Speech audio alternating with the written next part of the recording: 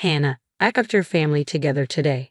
As your husband, please don't mess up the cooking. I'm expecting great hospitality. Roy, thanks, but I just had twins and came back from the hospital. It would have been nice if you considered that. What? Talking back to me, it doesn't matter that you just had babies. Having kids is what a wife should do.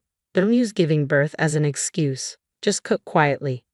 1 week after leaving the hospital with the twins, Roy invited 15 family members to his parents' house to celebrate. I should be happy, but it seems he wants to take advantage of me after giving birth. I was really tired of my husband's behavior. I wanted to throw my phone at him, but I didn't want to ruin everything.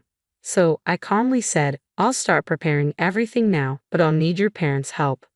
Getting help from my parents? Not possible. They're working in another country.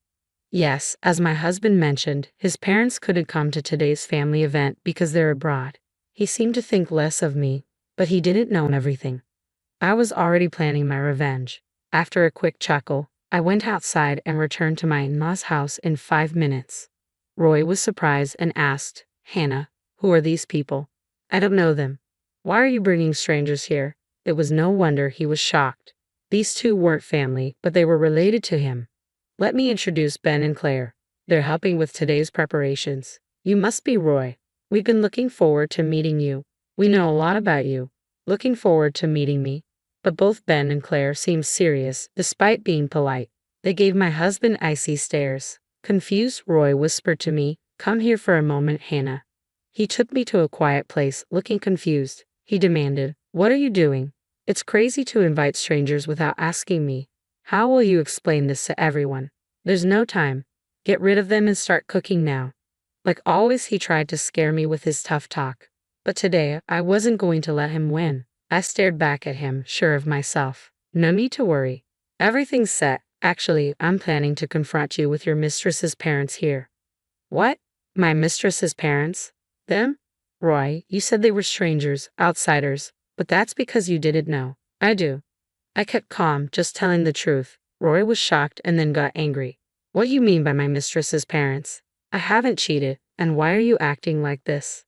Are you disrespecting me? He got louder and raised his fist. It was so loud that the family might hear. It was clear he wasn't calm.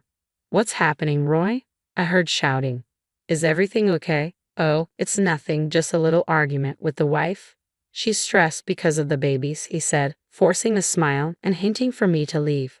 What a weak man. I followed his orders for so long, but not anymore. I went back to the living room where everyone was.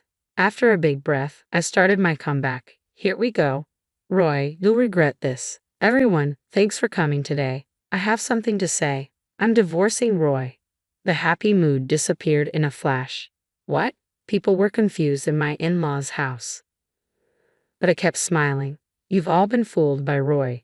He's not the good guy you think. He's a coward who bullies his wife secretly. He looks good outside, so you didn't notice. I found out just a year ago. People whispered, but Roy's uncle stood up.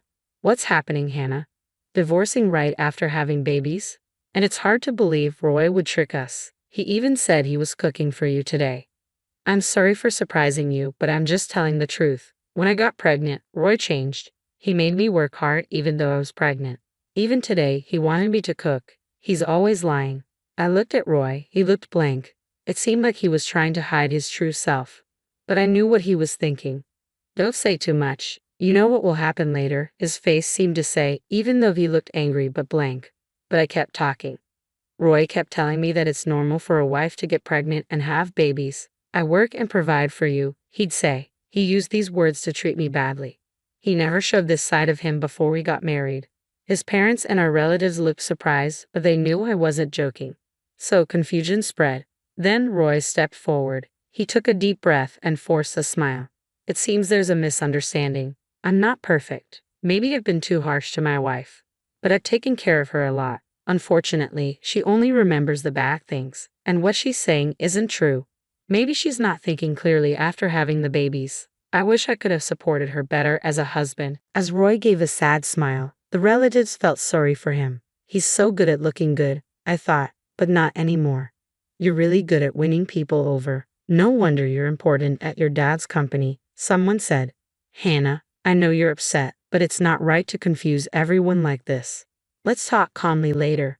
Roy held my hand gently, trying to stop me, but I looked at a corner, signaling what to do next. The couple stood up. No need for that. Look at these photos, they said. What? You're still here. And what are those photos? They showed the relatives some pictures. The relatives were surprised to see these strangers but still looked at the photos. Suddenly, they gasped in horror. Hey Roy, what's going on? Explain this so I understand.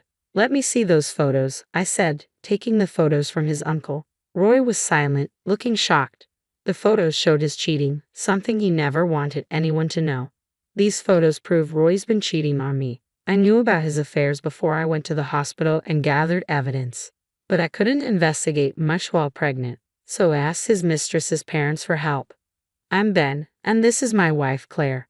We're sorry to disrupt the gathering, but we had to clear our daughter's name. Hannah, our daughter Rachel, worked with Roy. She got the job after a lot of effort and was excited to go to work every day. But Roy hurt her deeply, Ben said, his voice filled with emotion. Claire choked up and Ben put his hand on her shoulder, leering at my husband. Rachel told us she met a great guy. She was born when my wife was 40, so you can imagine how happy we were. But to Roy, Rachel was just a fling. He lied about being single and fooled her even though she was much younger. When Rachel found out he was married, she got really depressed. We'll never forgive Roy. A silence filled the room. The relatives looked at the photos again and then turned to my husband. Their trust in him seemed to vanish. Hold on, are you all believing these old folks? Photos can be faked. They might just want money. We were surprised they're here too, but would they really lie at a family gathering? I can't believe this, my husband said. But if you're innocent, stay calm. And calling them old? That's not nice, I said, trying to calm him down. It was clear he was losing control, showing his true colors. Our plan was working and his panic showed it. Suddenly, someone slapped my husband. Everyone gasped, especially my husband, who looked shocked. Hey Roy, long time no see. Hi, everyone. It's been a while, Mom, Dad. What are you doing here? Weren't you supposed to be overseas? There was something important, so we rushed back, my father-in-law said. Well, you came back just in time. Hannah's saying weird stuff. She's making everyone think I'm the bad guy. I didn't do anything wrong. She must be losing it, my husband said. But the in-laws just looked at him, not saying a word. You know, they talk about postpartum depression. Maybe you should go to the hospital, get checked out by specialists and rest. Then you'll listen to me like before, my husband said, trying to convince them. He thought their silence meant they agreed. Looks like Mom and Dad get it. That's good. Oh, I'm thirsty. Hannah, water, he said. His mom quietly gave him a water bottle. He looked surprised but drank it anyway. Then my father-in-law dropped a bomb. Roy, you're fired from the company, he said. My husband spit out his water, shocked. A relative nearby frowned as he wiped his clothes. What, Dad? Why are you joking about this? Decide if it's a joke after looking at this. Is this a call on speaker?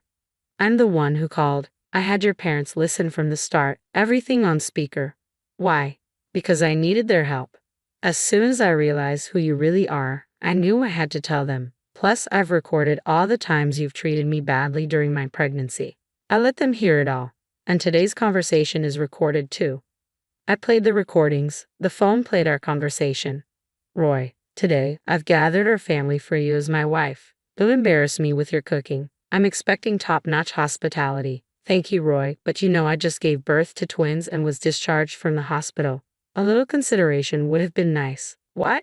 Talking back, it doesn't matter that you just gave birth. Besides, having children is a basic duty of a wife. Don't use postpartum as an excuse. Just cook quietly. When my husband insulted me, I really wanted to throw my phone at him. But I stopped myself because it would ruin everything. The reason I endured his insults was because I was recording them. I made sure the recording was on when I called my parents from my in-laws' house. You were recording, Hannah. Why were you sneaking around? Roy asked.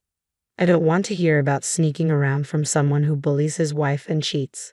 And if I didn't do this, Roy would try to deny everything. I replied. Roy, we know everything. We came back secretly today. We listened to your statements on speakerphone and confirmed your true nature. My parents said. We didn't doubt you, Hannah. But as parents, we wanted to believe in Roy. And this is what happened. Now, it's your turn to explain. Why did you cheat, Hannah? when Roy was supporting you so well? As my father-in-law spoke, my husband seemed to lose his confidence. Working at his father-in-law's company, he saw him as an authority figure. He must have realized his father-in-law wouldn't accept any excuses. He started to speak hesitantly. I only got married to make you happy. Honestly, I never really wanted to get married. But I knew you were worried about my future. I thought marrying someone like Hannah would ease your concerns, he confessed. The in-laws and other relatives frowned and looked at him coldly. Feeling the tension, he quickly pleaded, "Please don't fire me. I'm an important asset to the company, right? If I'm fired, it'll cause chaos. I'll change, I promise. Please reconsider." As soon as he finished begging, there was a loud thud in the room. His father had slammed his fist down on the nearby table. "You scoundrel. After getting Hannah pregnant, you dared to play with the emotions of an innocent girl, pretending to be single. How dare you? Your presence only brings chaos to the company. I can't trust you to run it. I'm deeply disappointed in you. You act selfishly without caring about others' feelings. That's not how I raised you. Do you understand?" My father-in-law's voice was filled with anger and disappointment. "And you married just for appearances? How disgraceful. Don't think you can easily regain our trust. I'm cutting ties with you. Don't show your face here again." "What? But I've worked so hard. Are you serious?" My husband looked more hopeless than I'd ever seen him. I knew he'd put a lot of effort into the company. It was understandable for him to be shocked that it all amounted to nothing. But it was his own fault. He tried to play the victim, but he was the one who caused all of this. As he hung his head, I gave him a cold look and he immediately knelt before me. "Hannah, please talk to your parents too. If I lose my job, it'll be hard for both of us, right? I'll really change. Please help me, Hannah. We're still married." How convenient for you to play the husband card now. As I've already told everyone, I'm divorcing you. No matter how much you apologize, I can't forgive you. And they feel the same way, I said, looking at my parents. They nodded in agreement. He bit his lip and turned to them. "I'm really sorry for hurting your daughter. I'll apologize as many times as it takes." He kept apologizing, but they didn't agree. No matter what he said, we wouldn't forgive him right now. He was still hiding something terrible while saying sorry. He was still trying to trick us. "It's too bad, Roy. You're still pretending. If you'd been honest, things might have been different. But like I've said, we know everything now. There's no going back," I said, smirking. He looked at me, stunned. "Pretending? How can you say I'm not sincere?" "On what basis?" he asked, confused. "You embezzled company funds, didn't you? And then you used that money to hire thugs to threaten Rachel to keep her quiet about your true self. You wanted to silence her, right?" I accused. "You're crazy. I would never do something like that without proof. Making such wild accusations without evidence, that's absurd," he protested. "Your parents have been investigating and have proof. That's why they're here. I've also talked to Rachel herself. I even have the voice recorder she had. Should I play it now? It clearly records you threatening her," I said. He paled and nervously glanced at his parents-in-law. Their stares were icy. "Roy, stop fighting a losing battle. The truth will come out soon. This alone is enough for you to be fired," they said. Cheating is one thing, but embezzlement and blackmail change everything. I didn't know the extent of it all. "Roy, you always underestimated me. You thought I was useless. But with everyone's help, we've come this far. And I'll protect our baby. I won't let you manipulate me anymore," I declared. I made my final statement. "Listen carefully. I'm divorcing you. No amount of apology will change that. You'll also be paying child support. We'll seek damages from Roy too. Rachel's lost time can't be undone, so at least be sincere in compensating her." Wait. I don't have that kind of money. Can someone please help me?" Roy pleaded. He looked around, but received only cold stares. Slowly, one by one, the relatives began to leave, ignoring him completely. In just one day, he lost everything. Soon after, my divorce from Roy was finalized. I managed to secure almost the amount I hoped for in child support, which was a relief. They filed a lawsuit against Roy, as promised, and the company conducted its investigation into the embezzlement. Roy found himself drowning in debt, seeking help from me, his parents-in-law, and other relatives. But no one offered assistance. With the news of his embezzlement spreading, no company would hire him. Eventually, he resorted to borrowing from payday lenders, struggling day by day to pay off his debts. My in-laws apologized to me once more, assuring me of their protection from Roy's harm. They promised to keep an eye on him and always support me. I'm incredibly grateful to them. Right now, the thought of marriage doesn't appeal to me, but if I ever reconsider, I'd want a partnership like theirs. That's how I feel. A few years later, the twins have grown up and started kindergarten, which has made a big difference in our lives. They even help with household chores now and support me in every way they can. I've completely cut ties with my ex-husband, but I still keep in touch with his parents. They introduced me to a company owned by a friend of theirs, the president of which is a single mother who raised her son alone. She's created a workplace that's supportive of single mothers. They've been understanding of my situation, offering flexible work arrangements. Rachel also works there. She's successfully reintegrated into society and is now a beloved figure in the office with her radiant smile. It's no surprise her parents stood by her. Seeing their dedication to their daughter, I have a lot to learn from them as a parent. Rachel is eager to repay her parents, and I'm also working hard every day to repay my in-laws' kindness. Though there are still challenges ahead, seeing my children's smiles instantly comforts me. I cherish every moment spent with them and am grateful to have them in my life amidst all the difficulties. Sometimes I think back to something my ex-husband used to say, that having children is just a wife's duty. But as I watch my children grow, I realize how extraordinary it all is. Pregnancy and childbirth are sacred and bring immense joy. While this experience has left deep scars, it has also taught me something valuable. For the sake of my children and myself, I want to keep moving forward and live life to the fullest.